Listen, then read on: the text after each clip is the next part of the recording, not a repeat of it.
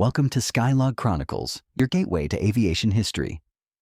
Today, we revisit a haunting chapter in the skies, a moment when a series of unlikely decisions, miscommunications, and sheer bad luck came together in the deadliest aviation disaster the world has ever seen.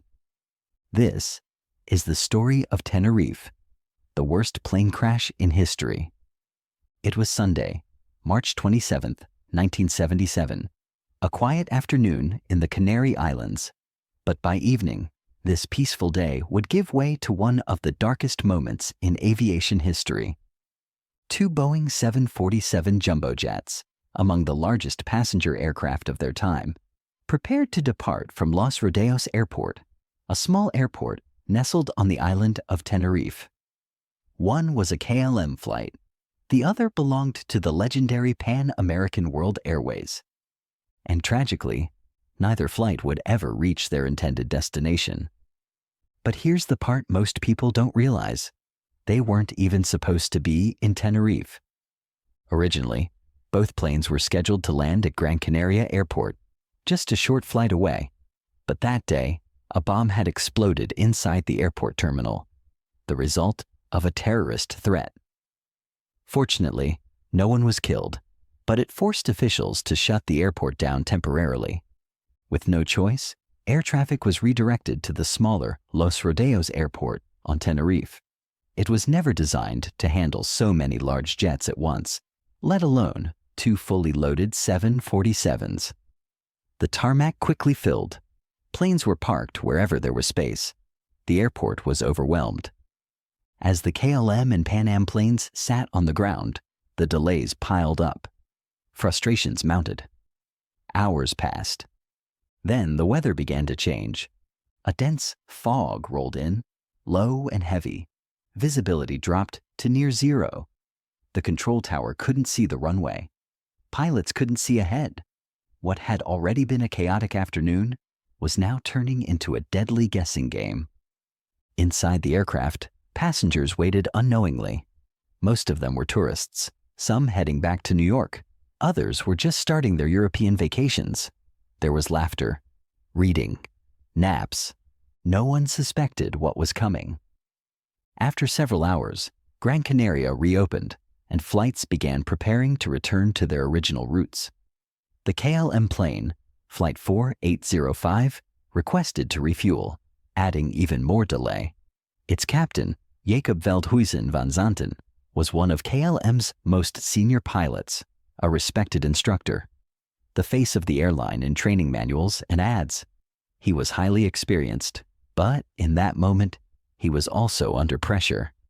The Pan Am plane, Flight 1736, waited behind the KLM on the same fog-shrouded runway. Air traffic at Los Rodeos didn't have parallel taxiways. To get into position for takeoff, planes had to taxi down the runway itself, then make a 180-degree turn to depart in the opposite direction. This setup worked, barely, in clear conditions. But now, in zero visibility, everything depended on clear radio communication. And that's exactly where things unraveled. As the Pan Am crew slowly taxied behind the KLM, they were instructed to exit the runway at a specific taxiway. But the fog was so thick, they couldn't see the exit markings. Meanwhile, the KLM aircraft had completed its 180-degree turn and was ready for takeoff. The captain, perhaps impatient after long delays, eager to beat crew duty limits and worsening weather, moved ahead. In a crucial moment, he misunderstood the air traffic controller. He heard a phrase that included the word takeoff and, critically, believed it was clearance to go. But in reality, he hadn't received final clearance. The runway was still occupied. In the fog, he couldn't see the Pan Am plane slowly crossing ahead of him. In the control tower, the controller couldn't see that both planes were still on the runway. And on the Pan Am flight deck, Captain Victor Grubbs and his crew heard the KLM engines roaring in the distance, a sound that didn't belong. A moment later, they saw the impossible. The KLM 747, accelerating, lights piercing through the fog, heading straight for them. There he is, Look at him. God damn, that son of a bitch is coming, someone shouted. Get off! Get off! Grubbs yelled, wrenching the massive aircraft to the left, trying to turn off the runway. But it was too late. The KLM flight, now at takeoff speed, tried desperately to lift off early to clear the Pan Am. The nose lifted. The aircraft strained. It wasn't enough. The KLM's undercarriage ripped through the top of the Pan Am fuselage, shearing open the cabin, tearing seats, steel, and lives apart. The tail of the Pan Am was obliterated.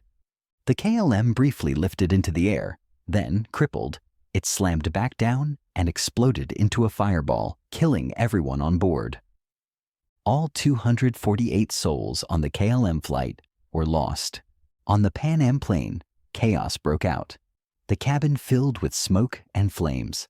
Survivors scrambled over seats, through holes in the fuselage, some leaping 20 feet to the tarmac. Some flight attendants helped guide passengers out. Others perished trying to help. In total, 61 people survived, but 335 did not. 583 lives were lost that day. It remains, to this day, the deadliest accident in aviation history, not caused by terrorism or sabotage, and it didn't happen in the air. It happened on the ground. What followed was confusion.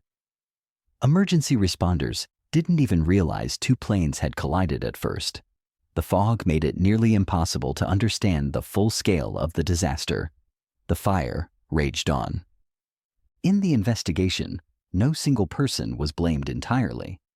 Instead, it was described as a catastrophic combination of factors. Imprecise phraseology in air traffic communication. Assumptions made by the KLM captain. Stress and fatigue. And most critically, a lack of standardization in cockpit procedures. The aftermath of Tenerife would shake the aviation world to its core. From this tragedy, safety took a leap forward. The industry introduced standard phraseology. No more okay or you're cleared, unless it was unambiguously clear. A new discipline was born, Crew Resource Management, CRM. It taught crews to communicate better, challenge decisions respectfully, and work as a team, even in the face of hierarchy. Pilots were now trained not just to fly, but to speak up, to question, to double-check, to slow down. Ground radar systems improved, airport procedures were updated, and radio transmissions were made more structured and redundant. In many ways, every commercial flight since that day flies on the shoulders of Tenerife. The legacy of that day is not just one of sorrow, but one of transformation. Behind every safety checklist, every sterile cockpit rule, every cross-check between pilots, lies the memory of those 583 people. They were travelers, families, tourists, business people, people just like us. Their story wasn't in vain. Tenerife was the worst, but it made flying better and safer for all of us. And that is the legacy they left behind. Let us never forget it. This has been Skylog Chronicles. Thank you for flying through history with us.